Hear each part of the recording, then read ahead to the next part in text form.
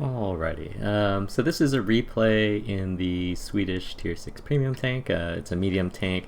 Plays similarly to the Czechoslovakian Skoda T25. It's got a little bit of a clip on it. It's a little bit more bursty than the Skoda. It has a 4-shot clip, but it's a little slower, less maneuverable, and less gun control. But it's a reasonably good tank, and certainly currently the only tank that you can use to train up your Swedish crews, although the Swedish lines should be coming out soon. So this is, we are bottom tier in this game. We do have a bunch of heavies, and so whenever you're on more of a city map and you're in a support tank, you generally want to move someplace where you're going to be able to support your higher tier heavies. And what I'll generally do is I come out here is I'll look and see how my team has dispersed, you know, and whether they're actually coming with me. And if you look at this, almost all of our high tier heavies are coming down here, which is good news. We're going to have a lot of our people in the same general area. Now how effective they're going to be, we'll have to see, but we'll know that we'll at least have some support someplace. So it's a matter of that allows you to be a little bit more aggressive in terms of how you set up and how you spot for your team, because in this particular scenario we're somewhat a scout, even though we're not going to be super fast. We do want to be able to figure out what's out here. Right? They don't have a whole lot of speed on their team. They've got a lot of tank destroyers, so they're going to probably be a slower setup than us.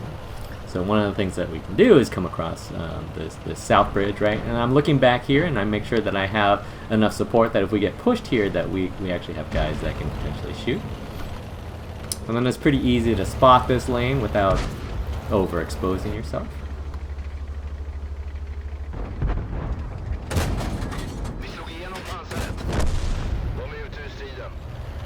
And then it doesn't look like they have a whole lot in the city. They've got a couple of their 8s over here. They still have a couple of tank destroyers in the base. So I want to see how vulnerable this area is right here. We've got a bunch of our high tiers here. Our T26 E5 is coming across. So it's just a matter of sort of sussing this side out.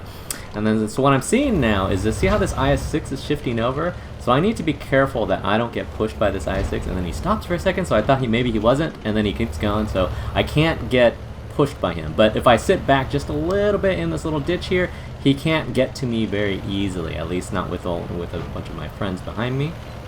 But I do still want to spot him, and again, so I can just use this little slope of this hill in order to get there. And see how it's relatively easy to light him. He's in a good position. I'm not going to be able to trade with him effectively in my tier 6 medium. So what I want to do is I want to go someplace else if my engine is strong enough to do it. And so because we've already got this T26 E5 across, right, we need these guys to get a little bit braver and move across, but hopefully they will. This T26 E5 is challenging that IS-3, which is giving us a little bit of a gap to look down this lane right here. This IS-6 has already fallen back there, so we're not going to be able to get shots across, but we can sort of start moving up in preparation to help our boys. And then again, now at this point, we just need to be a little bit patient, right? We've got numbers here. We've lost this north area here, so that's something that we're going to keep an eye on. But they don't have a whole lot of tanks there. So while we're keeping an eye on it, I still want to be able to make sure that we clear through here. They do have a bunch of their tier 8 tanks here. So we want to be able to make sure that these tanks go down. And see how this IS-3 is going to flank? The IS-6 is going over here, but I'm not entirely sure where he's going. But see how this IS-3 is going to come around here like that? That's going to give us an opportunity, because that's going to turret break these guys, which is going to give us an opportunity to go here. That was a little bit of a lucky crossing there. I probably should have just waited there, but I wanted to get across so that I could be on this side. It was like R2-D2 and C3PO crossing the hallway in Star Wars. And then now nobody's paying attention to me, right? So this is where you're supposed to make your tier 6 tank effective. When the enemy is not paying attention to you, you want to go and make sure that you can be effective at that point, especially when you got the sides and the rears of tanks. So there's only this IS-6 over here. They have won out through this side, so I do need to go back. I want to see if I can pressure this IS-6. So I want to start shifting over here. You can see how our heavies have shifted over to this side. don't quite have the gun depression to shoot him. That's one of the things about this tank. And he's sort of in that little gully there, and it's going to take a little while for me to move him out. But right, you look, and we've got a bunch of we got 2 tier 8 tanks over here, 1 tier 8 tank over here, 1 tier 6 tank over here.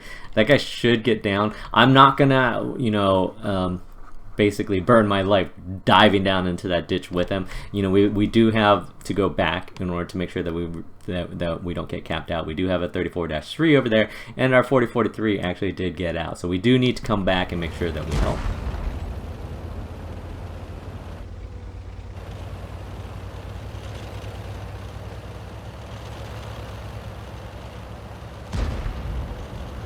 And this is simply a situation where, you know, when in doubt, make sure that you go back and defend the gap. And then see how these guys have sort of come into this 34-3's position, but he's not, he's a medium tank that's faster than these tanks, and the GT-88 is a non-turreted tank destroyer, so he really gets to dictate what happens there. If he doesn't want to fight them, he doesn't have to. And I can shift over there to help him, especially against a non-turreted tank destroyer. If he goes on one side and I go on the other, it makes it very difficult for the non-turreted tank destroyer. So he went around that left side, so I'm very simply going to come around this right side.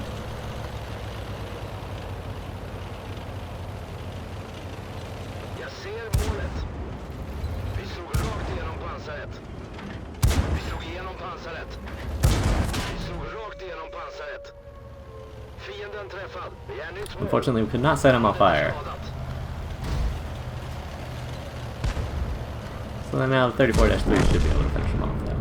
And then it's just a matter of chasing down this guy here. They do have 1 on cap, so that's going to be something that we need to keep in mind.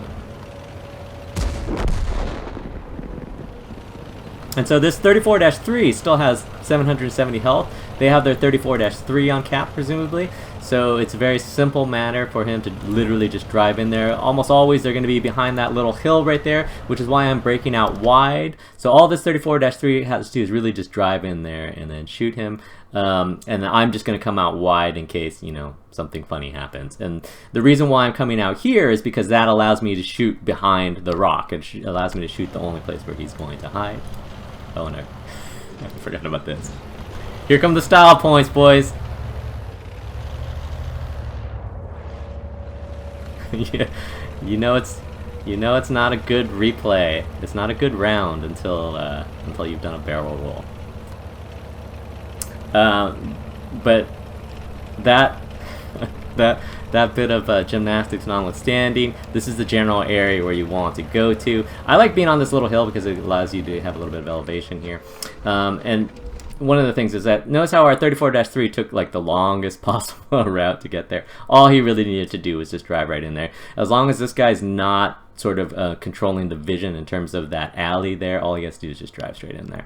But again, it's relative to the amount of time you have. Technically, he still has 20 seconds left, so he could go all the way around. But that's a situation where once he gets there, right, he gets 1 reload, so he needs to make sure that, you know, he at least touches the guy, if not shoots him.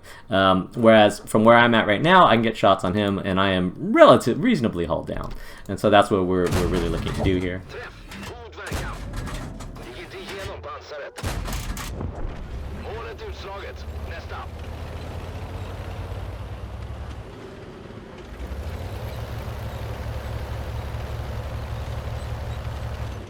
And then we know that they have their tank destroyers left. It's just a matter of where they are. We still have our artillery, which is potentially good. We just need to be able to get set up. And then so now in this particular configuration, especially considering the fact that their tank destroyers are more likely to be static than dynamic at this point, what I want to do is I want to get close to this 34-3 because I don't want to get caught out away from them, especially since this particular crew does not have 6th sense.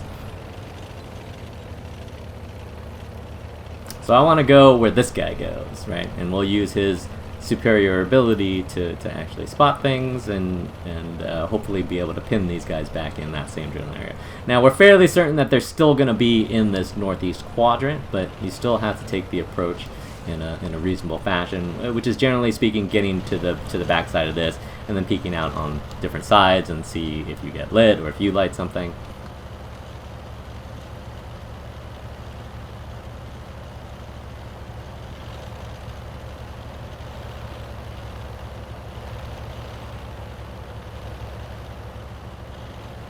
And he peeked around that east side and didn't see anything, so I'm going to go around this west side. And essentially what I'm looking to do is I'm looking to get up underneath here, right? Because I want to get to this area where I can start spotting back here, but I'll still have these hills to hide behind.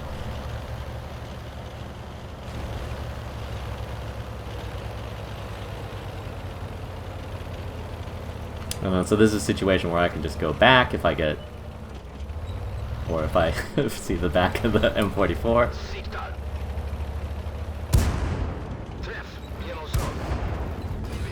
And then I don't want to chase him there because there's a bunch of tank destroyers there.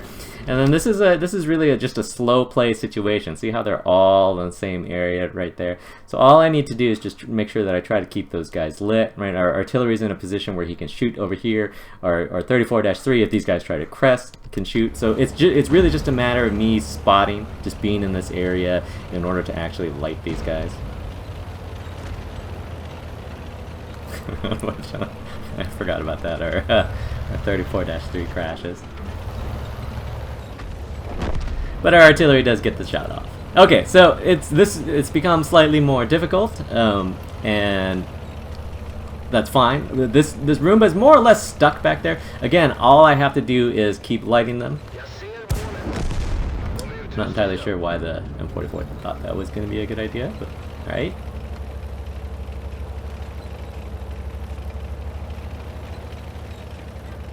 And so all I'm looking to do is light this guy wherever he might be.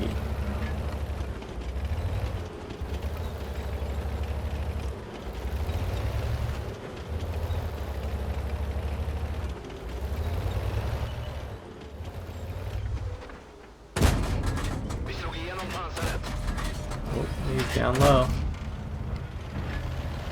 He potentially had a snapshot there, but he didn't take it.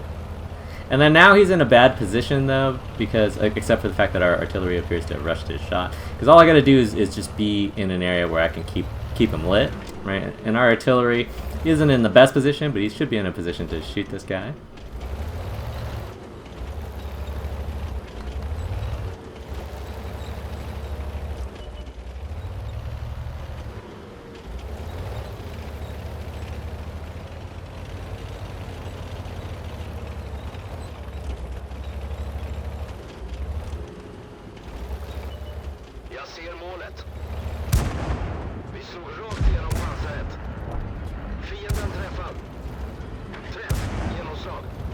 And then I make a little bit of a tactical mistake here.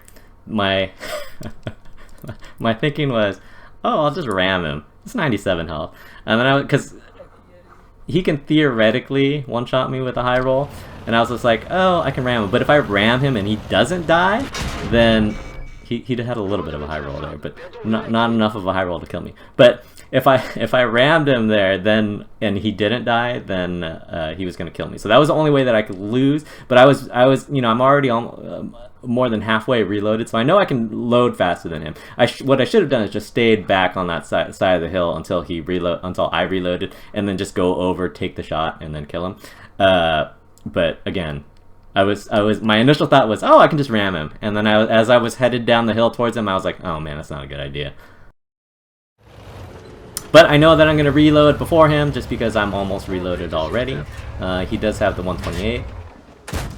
Oh, and then that Roomba armor gets you every time.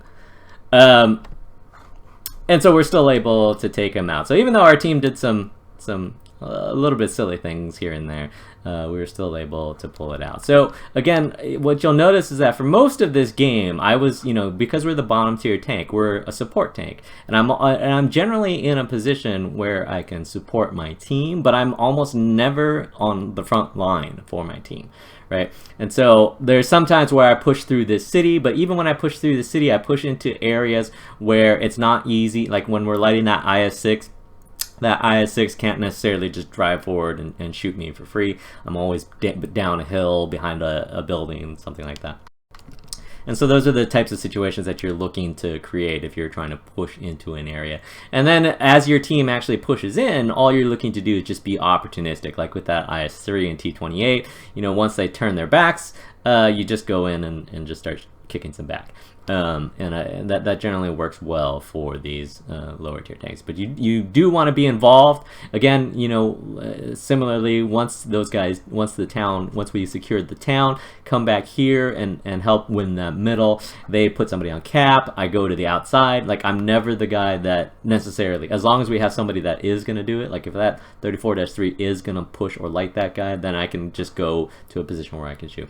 And then at the end, it's a similar thing where it's just, you know, I'm not rushing. It's a slow play. All I'm looking to do is light and take advantage of the guns that I have, the 34-3 and the artillery, who will all have shots into that area. And so that's really what we're looking to try to get done in this type of game. So it's not a game where, oh, we're bottom tier, so let's just, you know, check out and, you know, sit in the back and snipe someplace. It's not typically the best thing to do, especially if you're in a little clip tank, whether it's the this STRV 74 or the Skoda T25 or anything, you know, even the Cheery, something like that. You want to be a little bit more involved when you can, because they do make good support tanks.